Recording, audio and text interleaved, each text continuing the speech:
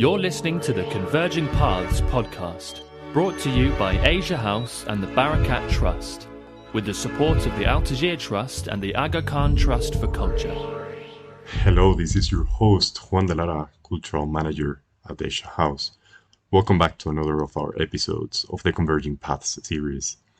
Today we have for you a magical, eye-opening account of a journey into a Europe that rarely makes the news, that of Muslim Europe. This episode is a vivid reimagining of the cultural heritage of the continent and will be unveiling forgotten Muslim communities, empires and their rulers. And this quest will force us to reconsider and reflect on what makes up our own identities. To guide us through, we have here with us Seif Rashidi, director of the Barakat Trust, and Tharik Hussain. Tharik is an author, travel writer, and journalist specializing in Muslim heritage and culture. He has been a BBC broadcaster and is the author of several Lonely Planet guides. And he will be publishing around July, I believe, a new book titled Minarets in the Mountains, a journey into Muslim Europe. Welcome, Tharik. Welcome, Seif. It's wonderful having you here today with such a thought-provoking topic. Well, thank you, Juan, and welcome, Tharik, and thank you very much for being on our podcast series. Thank you for having me on. It's a real honor. Thank you. So your career has seen you focus on revealing little-known stories of Muslim communities and cultures. And I wondered what led you on that path and how you started. I guess if I'm honest, being a journalist during a time when the representation of Islam in the media really is very rarely positive, that has to be one of the key motivations.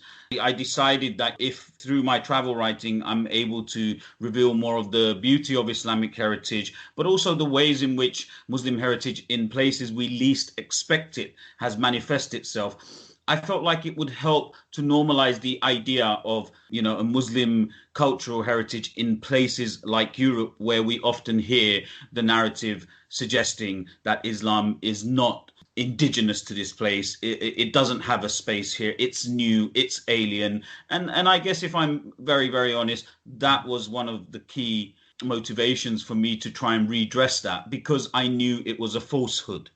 And did you start as a travel writer writing about the Islamic world, or did you generally start as a travel writer and then gravitate towards writing about the Islamic world?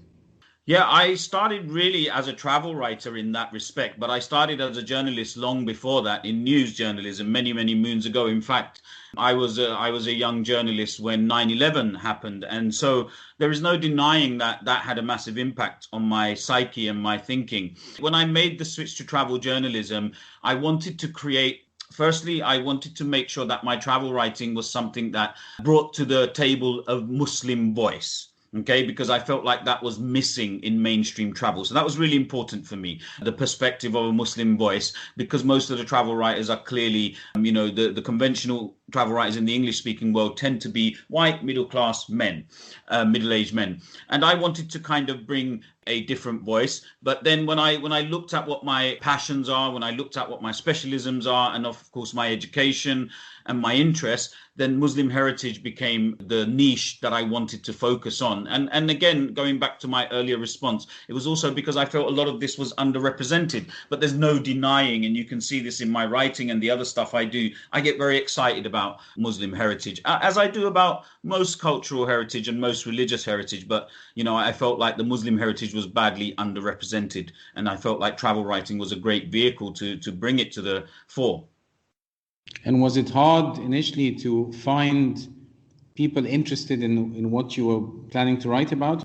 I think my timing is everything. And around the time I began writing these things, it was quite obvious that more and more people around the world, be they Muslims or non-Muslims, were clearly piqued by the idea of Islam, by the idea of Muslims, Muslim culture, Muslim heritage.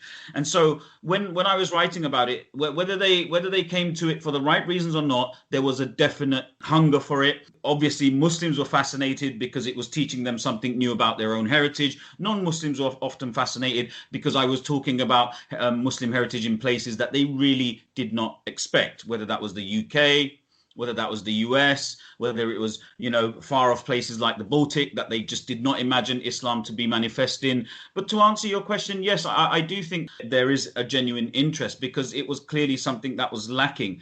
The other aspect of it is, of course, there is a huge growth in Muslims actually traveling. And, with Muslims traveling, increasingly, they wanted to go to places where they could explore heritage that would be of interest to themselves. And it was pretty apparent that the work I was producing and the writing I was doing was filling that void. And speaking about heritage in the UK, actually, I first got to know you through a trail that you did of Muslim heritage in the UK. I wondered if you could tell us a bit about that project, what it sought to achieve and how it did it. Again, I guess, as with my travel writing, the purpose of the trails was to really make visible some ignored heritage within the UK. The Muslim history and heritage of Britain is very badly underrepresented. And a lot of people have the impression that the Muslim history, the history of Islam and Muslim culture in this country begins with the post-colonial migration of people like my father. But in fact, it goes all the way back, right back to the 8th century with, people like King Offa, who had clearly minted a coin. It's in the British Museum that has the Shahada on it. And that is evidence that there was contact with the Islamic world, if nothing else. I mean, people have speculated as to why he did that. Now, what my trails tried to do is make a little bit more of that history visible. And it's centered around the country's first purpose-built mosque, which was built towards the end of the 19th century by a fascinating individual, a Jewish Orientalist who himself was fascinated by Islam. But not just the mosque, he also established the country's very first Muslim cemetery there. And in fact, because it predates the mosque, it could arguably be the very first Muslim space anywhere. And what we discovered when I worked on this project with the Everyday Muslim Heritage Project is that so many fascinating British convert Muslims, these are Muslims who are born and bred Brits, what you might call indigenous Brits, many of them who had converted early on, who had played a massive role in developing a flourishing Muslim community in and around the mosque, were buried there and their stories had been largely forgotten. The purpose of the trails is to offer an accessible way to engage with these narratives again. But also the other thing that the trails really do, and just to be clear to the listeners, the trails, there's two trails. One goes between the three major sites, which is the mosque, the cemetery, and a Muslim soldier's burial space, all around the town of Woking. And the second trail is a walk through the cemetery to some of these very, very fascinating graves. And what that walk in particular reveals is just how interconnected Britain was with the rest of the world. Obviously, being a global empire until very recently was one of the reasons. But we soon found that this was the final resting place of some of the last kings of Yemen, the Sultan of Oman, the last Ottoman princess. And of course, along with that, we found famous English translators of the Quran. We found lords, ladies, royals who converted to Islam back in the day, so to speak. And for me, it was very important as a Brit that this Muslim heritage, my Muslim heritage, our British heritage, is made more visible and accessible. And what kind of responses did you get to those trails? The response initially was fantastic. We had a huge launch where the chairman of Historic England turned up and launched the two trails and actually revealed that he has a connection to Marmaduke Pictor, the famous Quran translator, which was brilliant in itself. And then because the launch happened in July 2019, we didn't have much time before the global pandemic took place. But as well as having loads of people turn up and tell us how amazing it was and how grateful they were, we also had the Oxford University ask us to take them around the trails so they could bring their history department, complete with all the dons and professors and their students, because in their words, they felt like these trails had the capacity to potentially decolonize the mainstream historical narrative of Britain. And you mentioned the coin from the 8th century. Mm-hmm. And the first purpose-built mosque in the 19th century in Woking. Mm-hmm.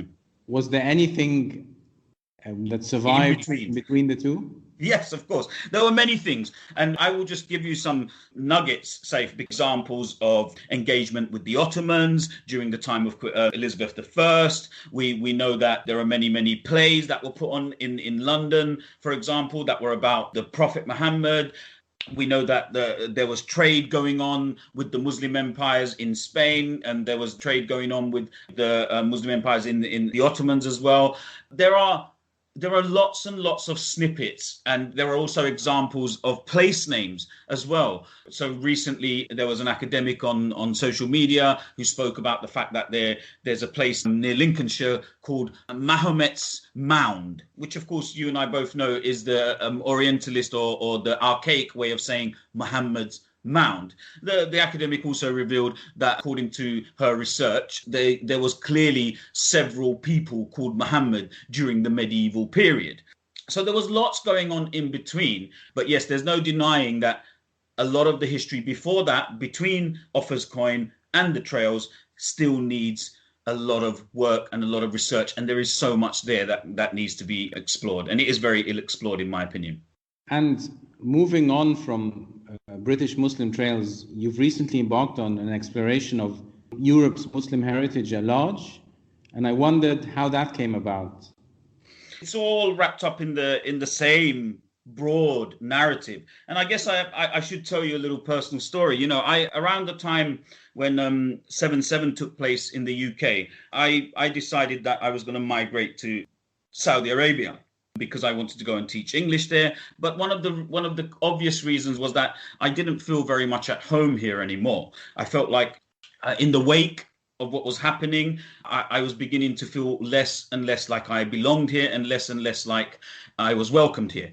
And on my way to do my recce of Saudi Arabia before I moved, I bought a very cheap flight to Jeddah airport, and the flight went via Cyprus. And I had to stop in Larnaca, which is one of the towns in the south of Cyprus. And as I often do, being a traveler and a travel writer, it was a long layover because it was a cheap ticket. I decided, let me have a look at what's going on in this space. Is there anything interesting? And back then, we didn't have all the internet resources that we have now. So I found out that there was a mosque nearby. Of course, being a Muslim, I thought, great. If nothing else, I can go and pray there.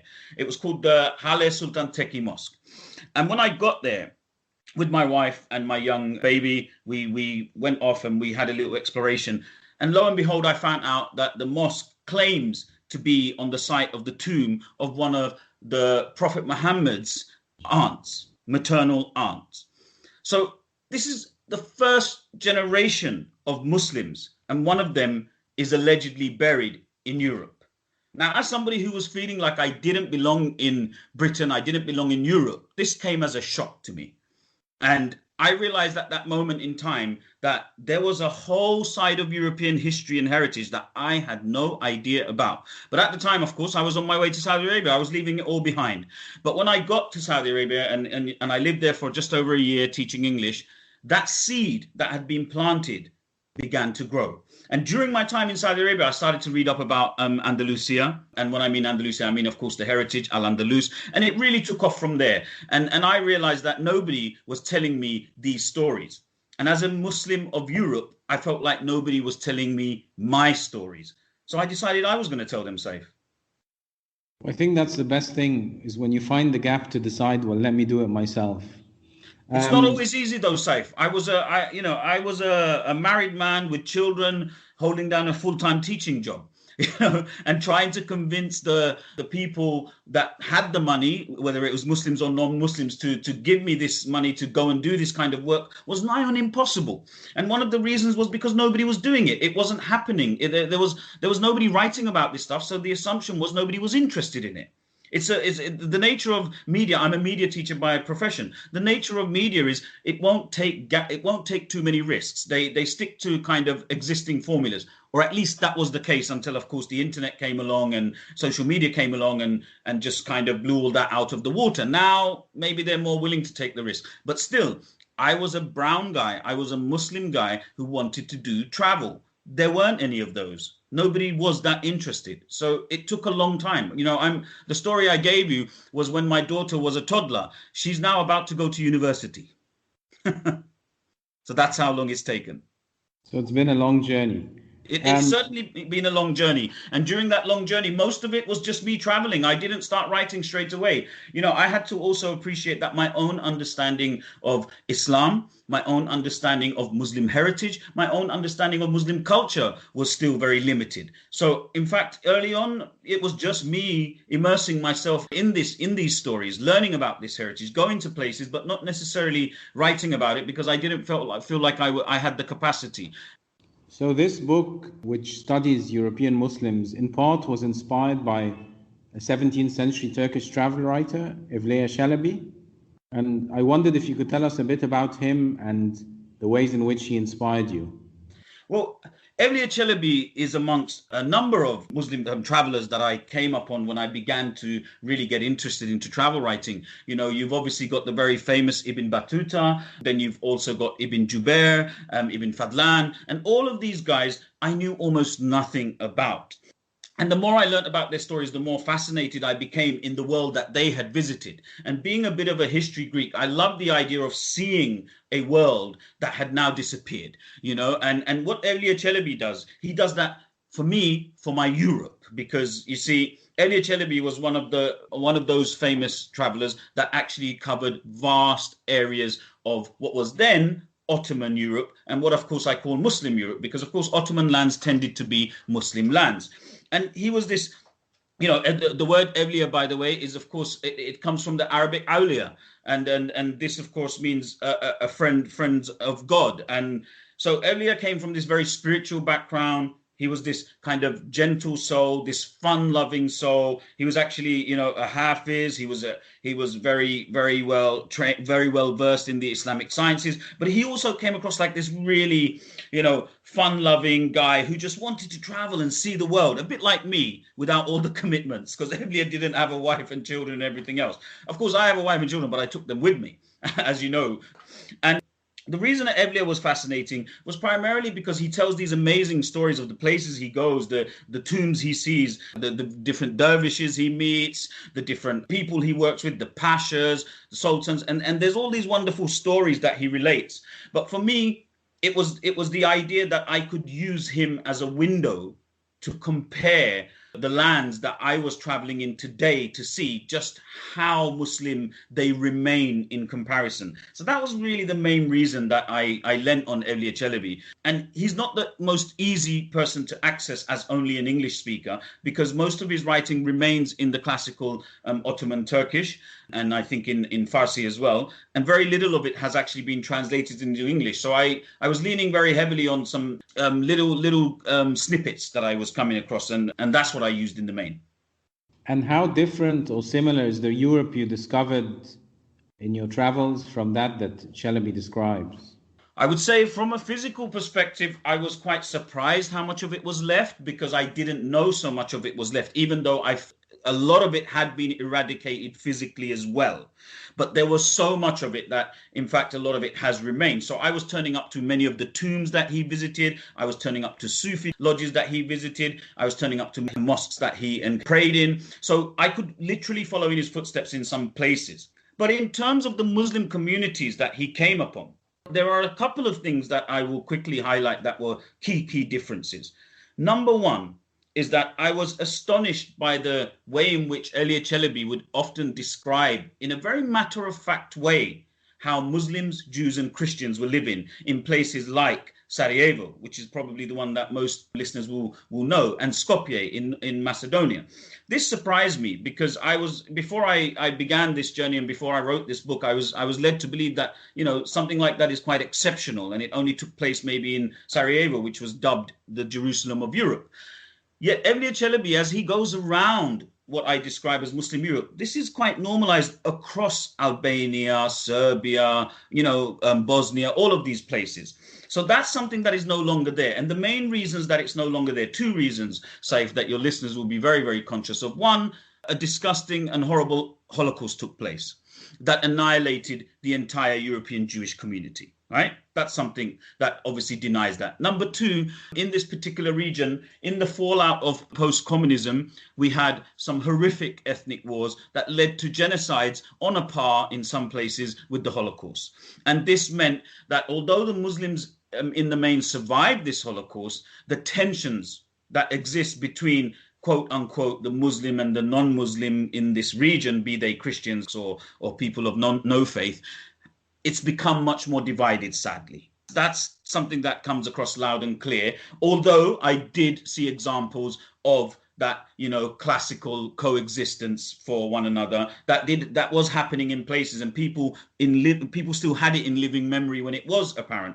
But communism did something else that changed Muslim Europe. Communism, especially in places like Albania, where Enver Hoxha, the communist dictator, declared that it was going to be the first atheist state in the world, he did away with a lot of the heritage physically, and he made it illegal to practice religion. So what we have now is we have this majority Muslim country in Albania, almost 60% plus, maybe even 70% who are Muslims. But because of what was done to them during Enver Hoxha's rule, the Islam is not there in the sense that it's been eradicated from their memories, from their minds, from their norm, if that makes sense, Seif. So some have gone on a journey of rediscovery, and others, of course, are simply not practicing it at all anymore. So in that respect, that's another big difference. Well, can you tell us about the places that are still Muslim or have a large Muslim community? So the journey that I went on took me through 6 countries. And the reason that I call it Muslim Europe is because 3 of those countries, Bosnia and Herzegovina, Albania, and Kosovo, all have populations where the people in those countries, the majority, identify as Muslim. The other countries around it that we visited, Serbia, North Macedonia, and Montenegro, also had large indigenous Muslim communities. They were not Muslim majority places, but they had large indigenous Muslim communities. But all of these places had nearly 6 centuries worth of Muslim heritage, because for 6 centuries or so, be it under Ottoman rule or otherwise, there was Muslim culture thriving in these places. Now, in almost all of the countries I've named, Bosnia, Albania, Kosovo, there were places where you would find Muslims that are actively practicing it. It's no different in that respect, say, to many parts of Western Europe or anywhere in the Muslim world, where some people practice it, some people don't. But most people still identify as Muslim. So to give you an example, as you say, one of the places that left me astonished and shocked, we turned up in the south of Serbia. My family and I, of course, we came in late one evening to a town called Novi Pazar, which is taken from the Slavic word for new and the Turkish word for bazaar. So it means new bazaar. And we came in late and we were looking for food, and we'd seen lots of minarets on the way in, and we were thinking, gosh, this has got a lot of Muslims in it. And we ordered this pizza, and we asked, before we ordered it, oh, okay, so you've got sausage on this pizza and whatever. Is the sausage pork?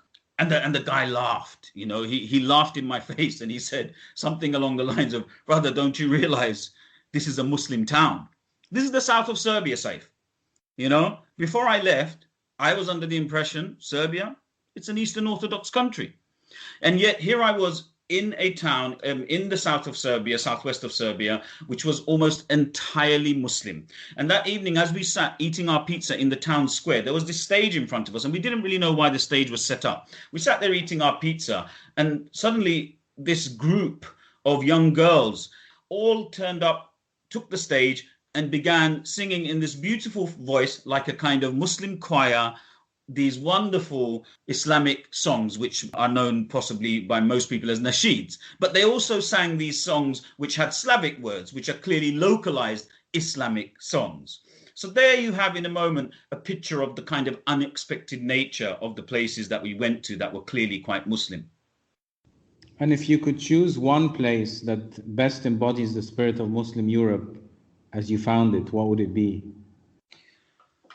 I think that's difficult for a couple of reasons. One, because there were so many, and 2, because what I really loved, one of the things that I really loved about the spirit, as you say, of Muslim Europe is very difficult to grasp now, because one of the members, or the biggest members of that community, is no longer there, because of course the Jews of this region have been decimated, or those that managed to survive the horrific Holocaust moved on and left the country to places like Israel and so on. So it was very difficult to see and witness that kind of what is known in local Bosnian language as komsiluk, which is comparable to La Convivencia in Muslim Spain, which some of your listeners will know. It's this idea of coexistence, peaceful coexistence. In Komsiluk, I think translates more easily to good neighborliness.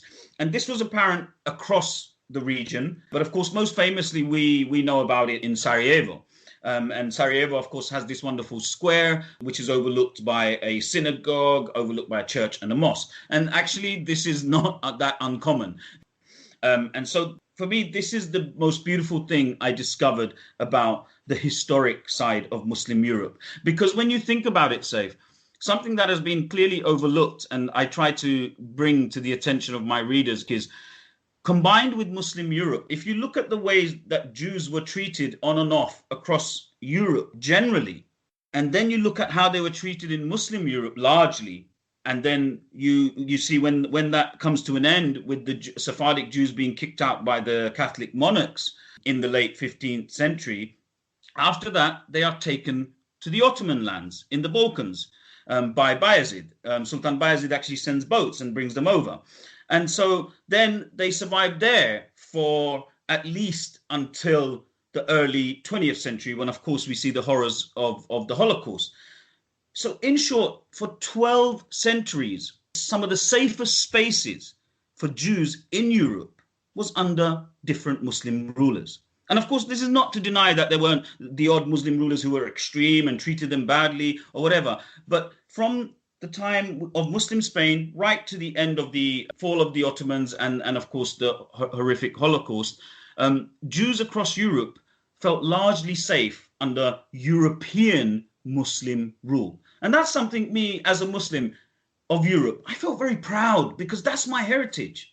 I felt very proud that we protected these, these discriminated and people who experienced so much prejudice.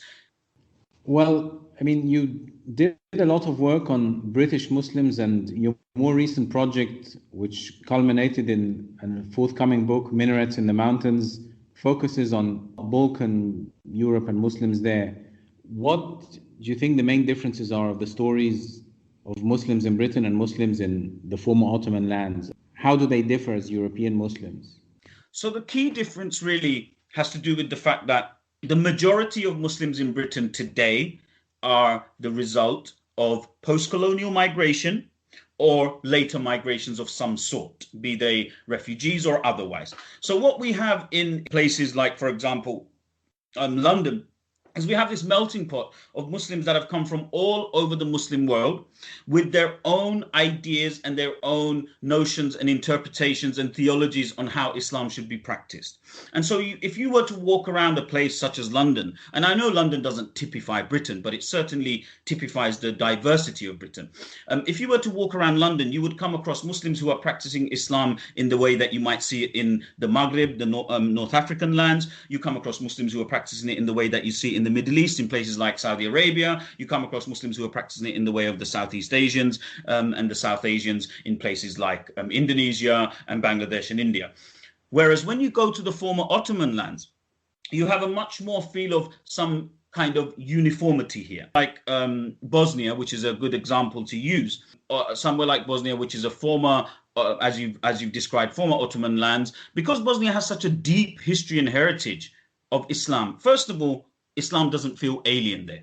It feels completely at home, and it feels completely natural to sort of hear the church bells on Sunday and hear the adhan on a daily basis. That's the first thing. It feels very much at home. But more importantly, from the perspective of what are the differences, what you see over there is Bosnia has centralized, shall we say, the Islamic community. They have a muftia.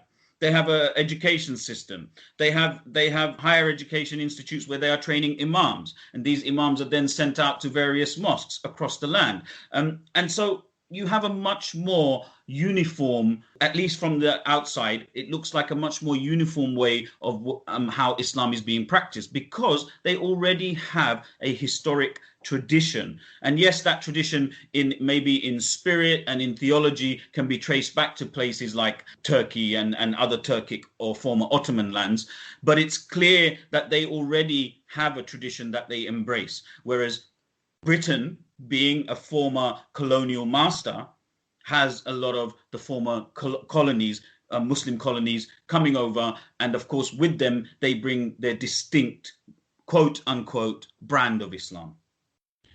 And for someone who discovers or lands in Muslim Europe, as you call it, for the first time, what do you think the most striking things would be, the biggest surprises? I think there are a couple of things that will surprise them. One of the things that will obviously surprise them is to come across indigenous Europeans who are blonde-haired, blue-eyed, and are Muslim. Not because they converted, as you might find in a country like Germany, France, or the UK. These are people whose great-great-great-great-grandparents were Muslim. There is no conversion story there. There is no reversion story there. So I think that's going to astonish a lot of people. People who look just like them in Western Europe are indigenously Muslim in this part of the world and in this part of the continent. That's the first thing. The second thing that I think is going to surprise them and bowl them over is the sheer depth of the Islamic heritage that is still there, the Muslim heritage. The number of mosques that are still there that are probably older than, the Sistine Chapel, as I put it in my blurb for the book.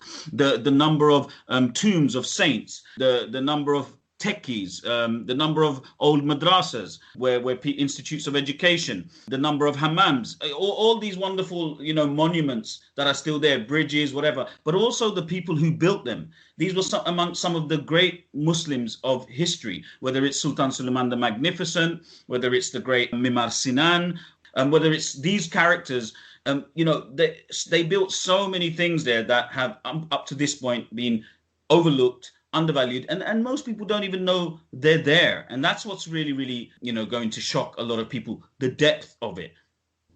I mean, reflecting on what you say about Muslim Europe and its diversity and your long experience covering the Muslim world, what do you think are the ingredients for the creation of tolerant and heterogeneous societies and communities that thrive together? I think historically, when I've gone to places, whether they're Muslim or not, where there is a history of coexistence and tolerance, and I want to bring in a non-Muslim example just so people appreciate this, that I have explored this. So, for example, when I looked at medieval Lithuania, the Grand Duchy of Lithuania, this was largely a pagan empire, so to speak, and yet it made Muslims feel very, very welcome and allowed and they lived there in comfort, and their community has existed even to this day. And the reason that this has been successful is purely and simply because of a genuine respect for the other person's way of life. But not just, we often use the word tolerance. Tolerance suggests you're putting up with something, Seif. It has to be more than tolerance. It has to be acceptance. It has to be acceptance that this is how this person lives their life, and that's okay. I'm comfortable with that, and I'm happy for them to be my neighbor, and I'm happy for them to go and practice their faith and do what they do, and speak to their Lord, and read their scriptures. And if anything, I am going to actually actively protect that. That's what needs to come from the leadership of these kind of spaces, and we see that really in what I believe to be the real spirit of Islam. And I'm going to take you back to Egypt. We see this in a place such as St. Catherine's Monastery, where if we go into this monastery, we will find this document known as the Ashtiname, which is allegedly, and of course I haven't done the research to tell you whether it's authentic or not. This is allegedly a document that was sent.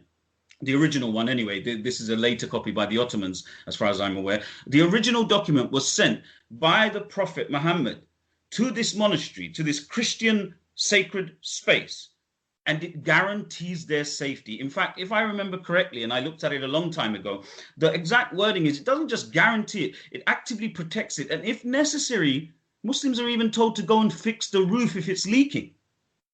This is the true spirit of coexistence in a peaceful and happy way. Thank you. How has travel writing changed your own perspective on your own cultural identity, or your thinking of Europe? And so in the time that I've been able to travel, and I realize I'm very privileged that I'm able to travel, the pandemic has highlighted that more than anything.